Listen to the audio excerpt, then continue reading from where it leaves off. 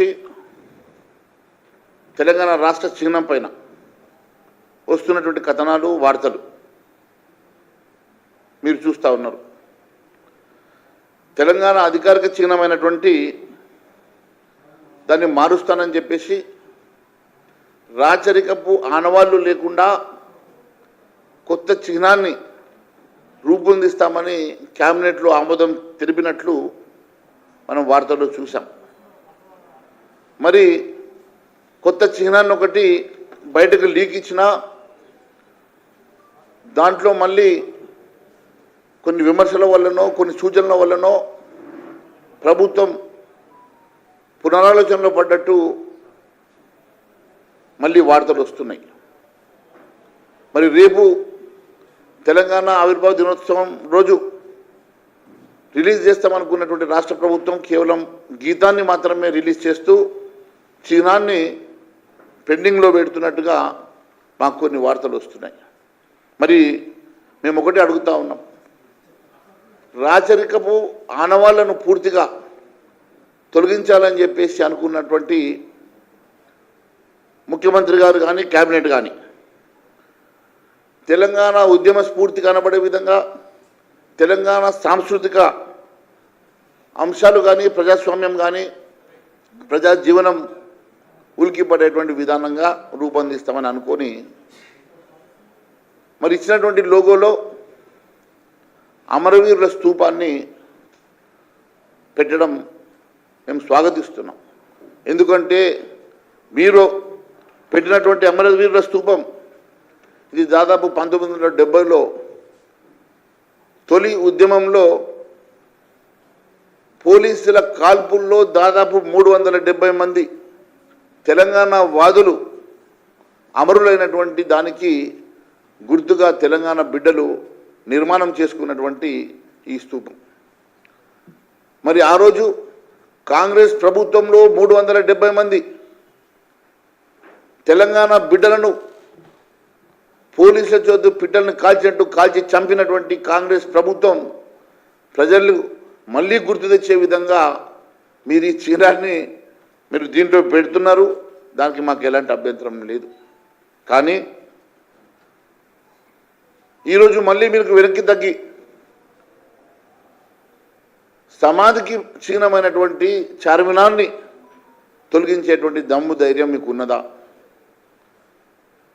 ఈ తెలంగాణ గడ్డ మీద ఎన్నో అరాచకాలు చేసి ఎంతో హిందువుల రక్త మాంసాలతోటి హిందువుల మానభంగాలు ఆడబిడ్డల మానవిమానాలతోటి చెలగాటం చేసినటువంటి ముస్లిం పాలకుల చిహ్నాలను తొలగించేటువంటి ధైర్యం మీకు ఉన్నదని అడుగుతున్నా. క్రూరంగా తెలంగాణ హిందూ బిడ్డల్ని హింసించినటువంటి ముస్లిం పాలకుల చిహ్నాల్ని తొలగించాలంటే కేవలం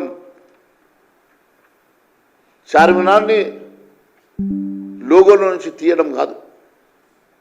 ఈ ప్రాంతంలో వారి ఆనవాళ్ళు ఇంకా చాలా ప్రాంతాల్లో ఉన్నాయి. అవన్నిటినీ కూడా తీసేటువంటి అవసరం ఉన్నది. ఖచ్చితంగా భారతీయ జనతా పార్టీ అధికారంలోకి వచ్చినాక దాని మీద పూర్తిగా ఆలోచన చేస్తుందని చెప్పి మేము తెలియజేస్తూ ఉన్నాం. చార్మినార్ని పూర్తిగా చిహ్నం నుంచి తొలగించాలని చెప్పేసి భారతీయ జనతా పార్టీ డిమాండ్ చేయడమే కాకుండా ఈ తెలంగాణ ప్రాంతంలో వలసవాదులైనటువంటి ఈ ప్రాంతంలో అరాచకంగా జ్వరపడ్డటువంటి ముస్లిం పాలకులు హిందూ సామ్రాజ్యాన్ని పూర్తిగా ఆక్రమించుకొని దురాక్రమణ చేసినటువంటి దురాక్రమవాదులు ఈ ప్రాంతంలో హిందువులను ఊచకోతకు వచ్చినటువంటి ఆ పాలకుల ఆనవాళ్లను కూడా మీరు మరి పూర్తిగా తీసేయాల్సినటువంటి అవసరం ఉన్నది అని చెప్పేసి భారతీయ జనతా పార్టీ మరి గుర్తు చేస్తూ ఉన్నది. నిజంగా రాజరిక గుర్తులను తొలగించాలని చిత్తశుద్ధి ముఖ్యమంత్రి గౌరవ రేవంత్ రెడ్డి గారికి నిజంగా ఉంటే తెలంగాణ నుంచి ఎన్నో ప్రాంతాల్లో వారి గుర్తుల్ని చిహ్నాలని తొలగించాల్సినటువంటి అవసరం ఉన్నది. కానీ ఈ తెలంగాణ గడ్డ మీద హిందూ రాజు అయినటువంటి కాకతీయ తోరణం ఈ ప్రజల కోసం, తెలంగాణ బిడ్డల కోసం, ఈ తెలంగాణ తెలుగు బిడ్డల కోసం, ఈ ప్రాంతంలో హిందూగా ప్రతి హిందూకి వారి సంక్షేమం కోసం పనిచేసినటువంటి మరి హిందూ రాజు అయినటువంటి కాకతీయ సామ్రాజ్యపు తోరణమైనటువంటి ఆ తోరణాన్ని తొలగించడం నిజంగా శోచనీయమని తెలియజేస్తా ఉన్నాను. ఖచ్చితంగా చివరి హిందూ రాజు అయినటువంటి ఈ ప్రాంతానికి చివరి హిందూ రాజు అయినటువంటి కాకతీయ తోరణాన్ని ఖచ్చితంగా ఈ లోగోలో, ఈ చిహ్నంలో ఖచ్చితంగా ప్రతిబింబించేలాగా మీరు చూడాలని చెప్పేసి భారతీయ జనతా పార్టీ డిమాండ్ చేస్తూ ఉన్నది.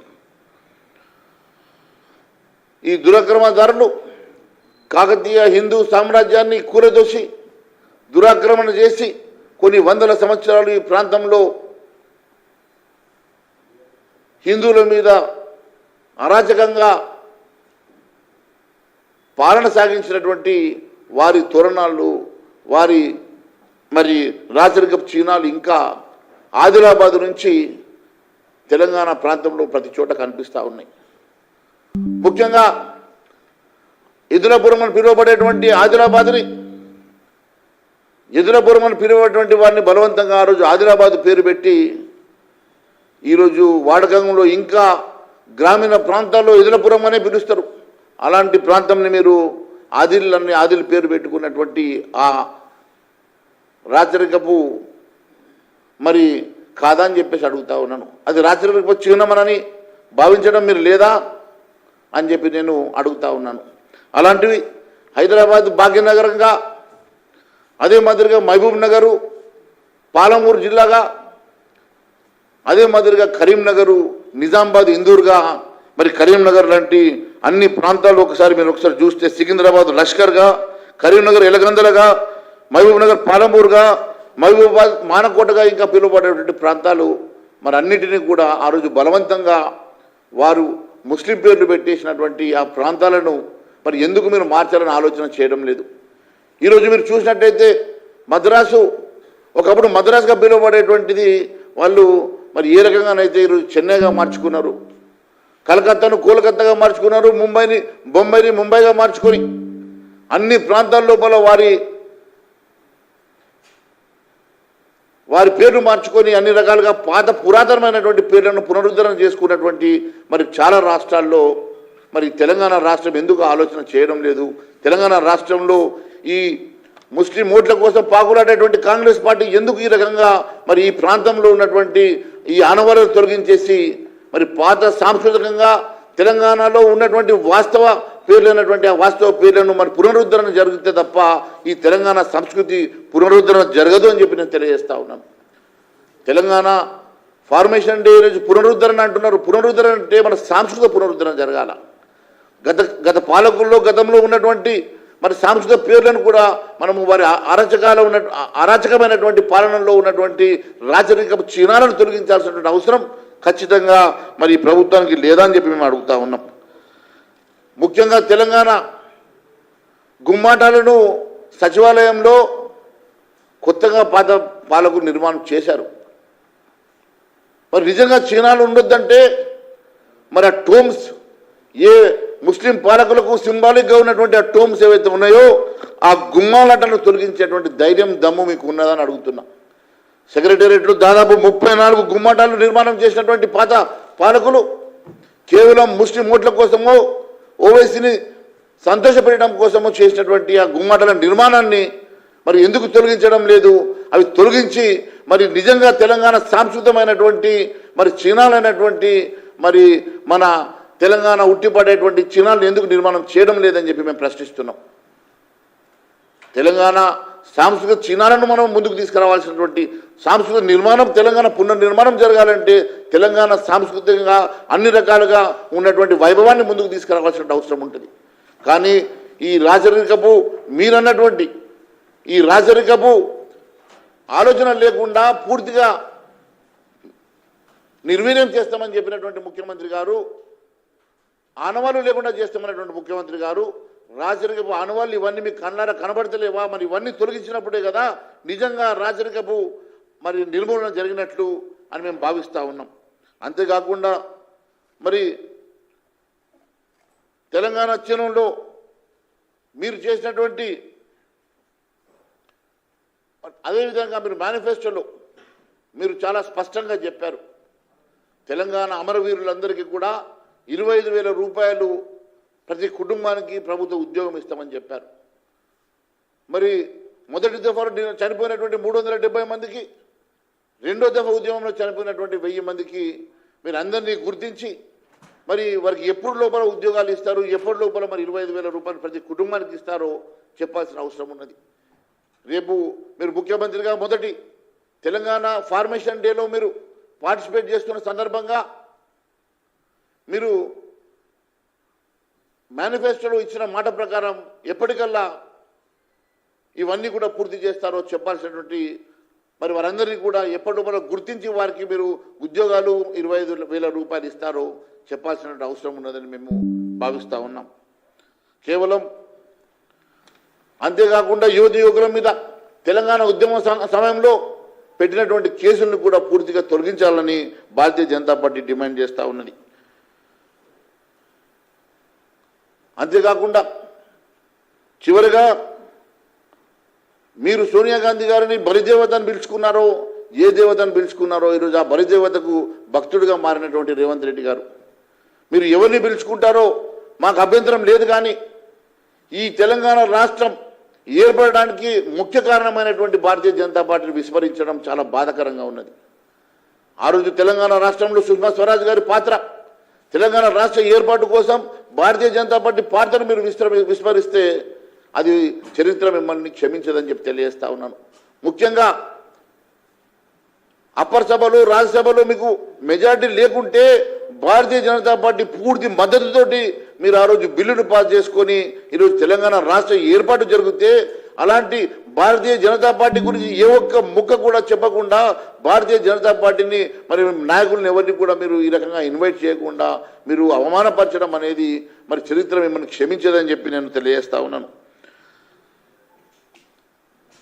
వాస్తవానికి మీరు అర్థం చేసుకోవాల్సింది, మీరు ఎన్ని రకాలుగా అరచేతి అడ్డం పెట్టించి సూర్యుని ఆపాలని ప్రయత్నం చేస్తూ ఉన్నారో, మీరు ఎన్ని రకాలుగా ఆపినా కూడా చరిత్ర మాత్రం వాస్తవం.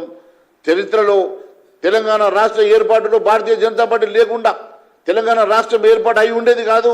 తెలంగాణ రాష్ట్ర ఏర్పాటులో పూర్తిగా భారతీయ జనతా పార్టీ పాత్ర పెద్దన్న పాత్రగా అందరూ గుర్తించుకుంటారు.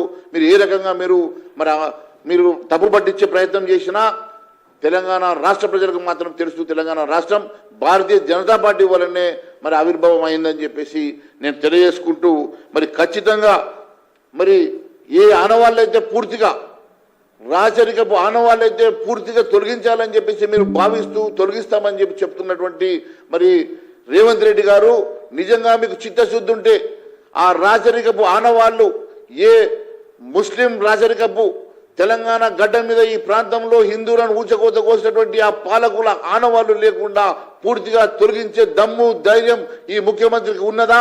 ఉంటే ఖచ్చితంగా మేము డిమాండ్ చేసేటువంటి ఆ పేర్లతో సహా ఆనవాళ్లు డోమ్లతో సహా మొత్తం ఆనవాళ్లను తొలగించి మరి తెలంగాణ సంస్కృతిని పునరుద్ధరణ చేయాలని చెప్పేసి భారతీయ జనతా పార్టీ డిమాండ్ చేస్తూ ఉన్నది. Thank you.